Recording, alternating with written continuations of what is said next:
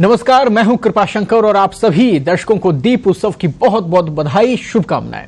दीपावली के इस पावन पर्व पर पत्रिका के स्पेशल प्रोग्राम दिवाली पर दिवाला में आप सभी का स्वागत है। हम बात करेंगे त्योहार उल्लास के बीच बढ़ती उस महंगाई की जो न सिर्फ बेलगाम हो चली है बल्कि आम जन की कमर तोड़ कर रखी है।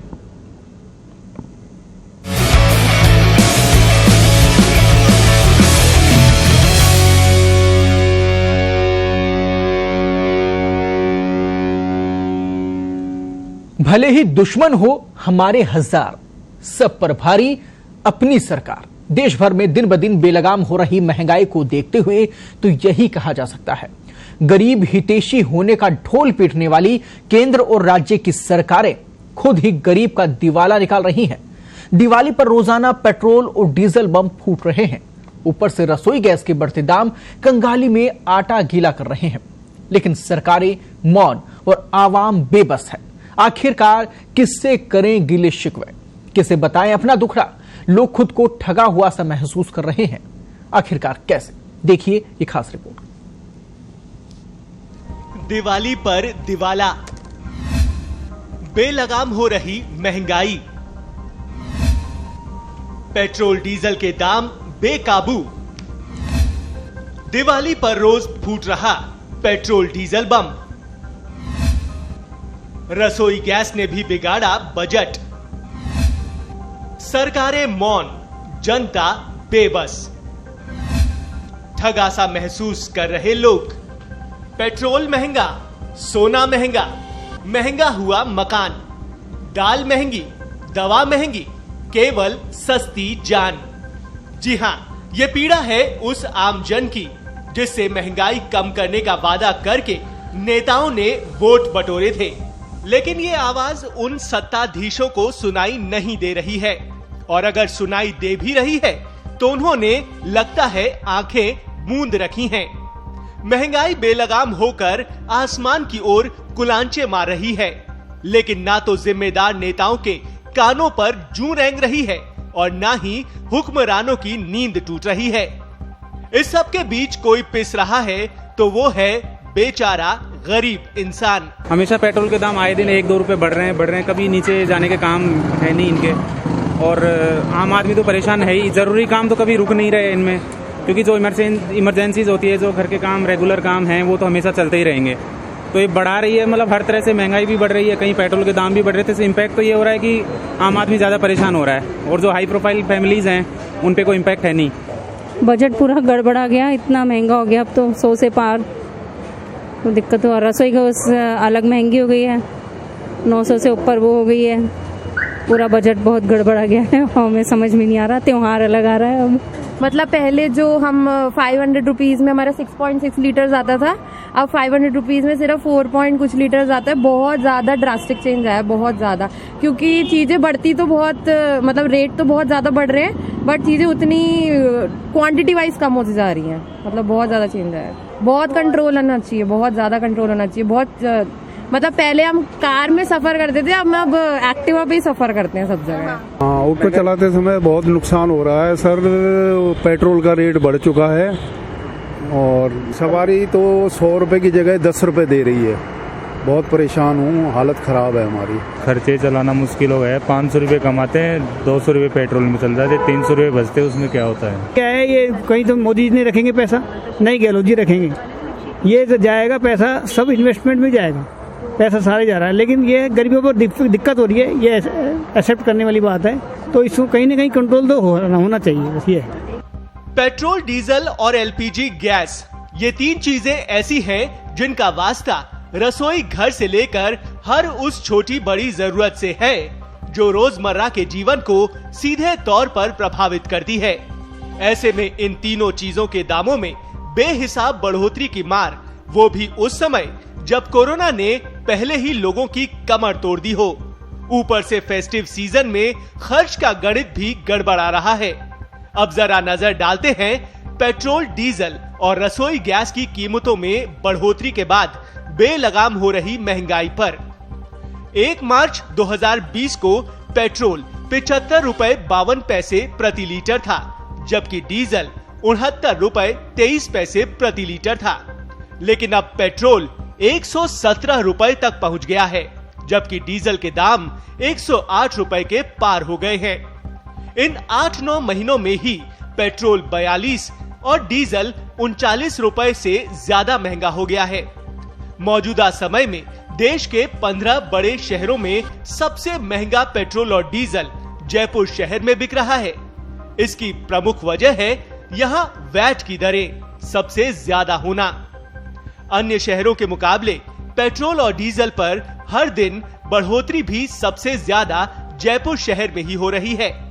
अन्य शहरों में पेट्रोलियम कंपनियों ने अभी तक 35 पैसे से ज्यादा की बढ़ोतरी नहीं की है, लेकिन जयपुर में हर दिन 37 से 38 पैसे की बढ़ोतरी कंपनियां कर रही हैं। ऐसे में जयपुर में पेट्रोल डीजल के उपभोक्ताओं को महंगाई के बीच में दोहरी मार पड़ रही है। इधर वित्त विभाग के अधिकारियों ने भी ये साफ कर दिया है कि वैट की दरें कम होने की कोई संभावना नहीं है, क्योंकि इससे राज्य की सरकार के खजाने पर हर साल 20,000 करोड़ से ज्यादा का राजस्व आता है। वहीं दूसरी ओर आम आदमी का दिवाला निकल रहा है। बात अब सिर्फ पेट्रोल और डीजल की ही नहीं है, बात रसोई गैस की भी है।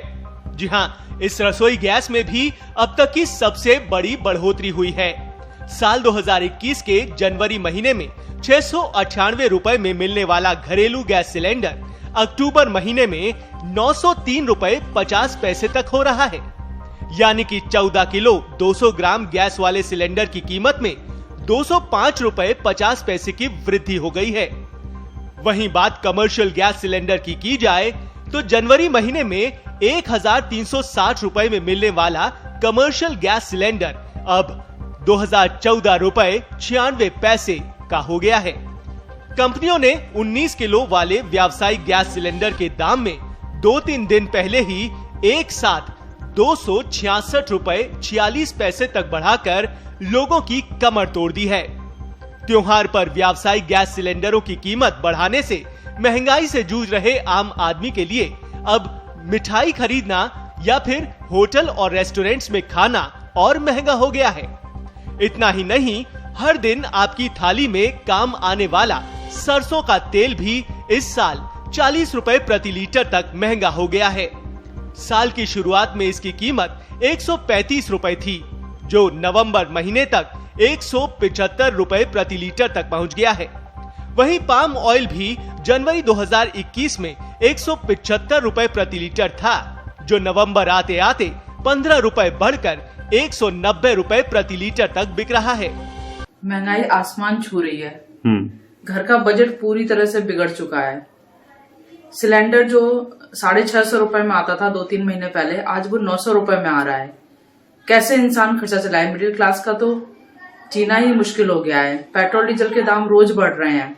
आज हमारा जो रसोई का बजट था, जो 10,000 रुपए में मैं एक महीना में हमारा जो रसोई का खर्चा होता था, आज वो जस्ट डबल हो गए हैं। 20,000 रुपए चाहिए होते हैं।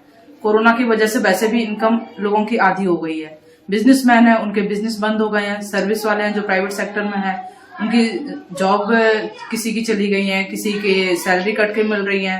एक तो कोरोना की मार है, ऊपर से ये महंगाई इतनी ज्यादा हो गई है कि जस्ट डबल खर्चे हो गए हैं।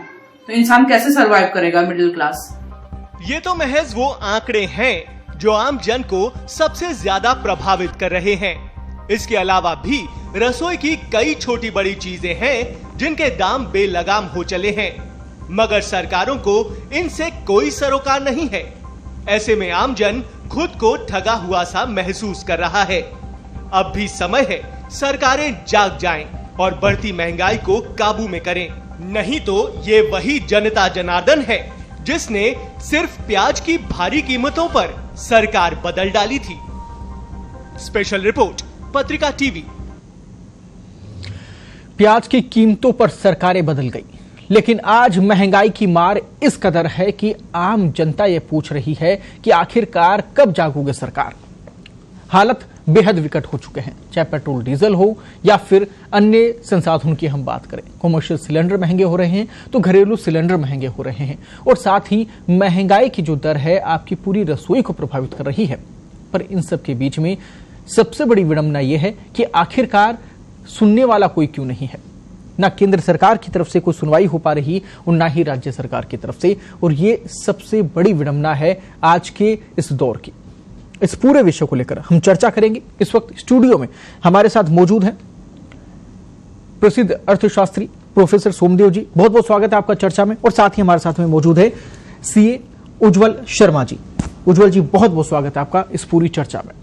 सबसे बड़ी बात यह है कि आज आप जिस चर्चा पे शामिल हुए हैं वो जनता से जुड़ा मुद्दा है, सीधा सरोकार उनका है, इसलिए उनके हित की बात या जनता की परेशानी को भी यहां पर उन तमाम जिम्मेदारों तक पहुंचाना भी है, ये हमारी जिम्मेदारी भी है।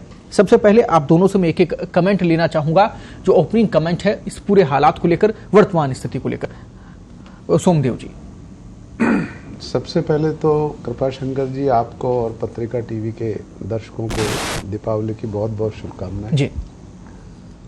हालांकि दीपावली की शुभकामनाएं अब केवल रिचुअल रह गई है।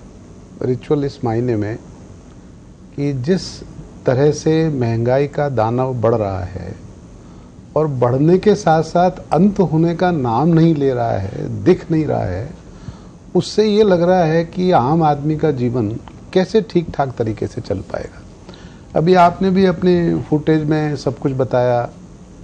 ऐसी कौन सी चीज़ है जिसका दाम नहीं बढ़ा है? आपने रसोई गैस का नाम लिया, पेट्रोल डीजल का नाम लिया, दालें रह गई है, चीनी रह गई है, और सारी तमाम चीज़ें जो रोज़मर्रा जो हमको खाने पीने के लिए ज़रूरी है, उन सब के दाम बढ़ गए हैं। और हालात ये हो गए हैं कि आप ये सब जानते हैं कि यदि महंगाई बढ़ती है तो ये एक तरह से आदमी पर इनडायरेक्ट टैक्स है। वो उसकी जो परचेजिंग पावर है वो कम हो जाती है, और जब परचेजिंग पावर कम होगी इसका मतलब ये है कि लोग अपना जो लिविंग स्टैंडर्ड है उसको घटाने के सिवा और उनके पास ये मजबूरी उनकी हो जाएगी कि आप अपने खुद के जीवन का जो स्तर है वही आप घटा दें, क्योंकि यहाँ आपको सुधार नहीं मिलने वाला, जैसा कि सोमदेव जी ने कहा। उज्जवल जी, आपके पास में आना चाहूंगा, ओपनिंग कमेंट आपसे चाहूंगा। सबसे तो सभी को दिवाली की हार्दिक शुभकामनाएं। जैसा सोमदेव जी ने कहा कि जो सरकार महंगाई बढ़ी है जिस वजह से, तो अपना लिविंग स्टैंडर्ड गिरा है। साथ ही साथ ये भी देखना होगा कि कोरोना की वजह से बहुत लोगों की इनकम भी बहुत गिरी है जी। तो डबल मार, दोहरी मार पड़ रही है। एक तरफ इनकम कम हो रही है और खर्चे भी बहुत डिजास्टिक रूप से चेंज आया है बिकॉज ऑफ इन्फ्लेशन और बिकॉज ऑफ इन सबके अगर पूरी परिकाष्ठा देखा जाए, इन सबके पीछे देखा जाए, तो साहब जो पिछले 2 सालों में जो चीजें चेंज हुई, जो 2 सालों में महंगाई जिस तरीके से बढ़ी है, उस आंकड़े को कंपेयर किया जाए अदर इनकम से, चाहे आरबीआई इंटरेस्ट की बात कर लो सीनियर सिटीजन के लिए, या आम आदमी के जो फाइनेंशियल ग्रोथ की बात कर लो, दोनों पे बहुत भारी इंपैक्ट पड़ा है। ये आम आदमी के लिए बड़ा घातक है। इससे आम आदमी की जो भी सेविंग थी वो सारी की सारी खत्म होती जा रही है। जब क्रूड ऑयल के रेट्स बढ़ गए हैं तो सरकार को भी उस टैक्स में रैशनलाइजेशन करना चाहिए, बिकॉज जीएसटी कलेक्शन इनका डे बाय डे बढ़ता जा रहा है। गवर्नमेंट के पास अदर सोर्स से भी टैक्सेज आ रहा है। कोविड के टाइम पे ऐसा हुआ था कि टैक्स आना भी बहुत स्लो मोशन पे आ गई थी इकोनॉमी। अब जब बढ़ रहा है तो सरकार को भी कुछ पॉजिटिव स्टेप्स, सरकार की मजबूरियां क्या हैं और सरकार कितनी सक्षम है, इसको लेकर हम चर्चा करेंगे। लेकिन पहले आप दर्शकों को उज्जवल सी एक ये जो डिफरेंस है वो जरूर आप बता दें कि पेट्रोल और डीजल में कितना कितना प्रतिशत इन दोनों की झोली में जाता है और जनता को एक्चुअल में वो पेट्रोल डीजल कितने में पड़ सकता है। ये जो डिफरेंस है ये भी आपको समझाना होगा। एक छोटे से ब्रेक के लिए मैं रुक रहा हूं, उसके बाद में बात करेंगे और साथ ही आपके हर हित की बात हम करेंगे और साथ ही सरकार के तमाम पहलुओं को भी यहां पर सामने लेकर आएंगे। कितने मजबूर हैं, कितने सक्षम हैं और कितना हम आगे डेवलप कर सकते हैं, कितना स्थितियों को संभाल सकते हैं, तमाम विषयों को लेकर बात होगी। रुक रहे छोटे से ब्रेक के लिए।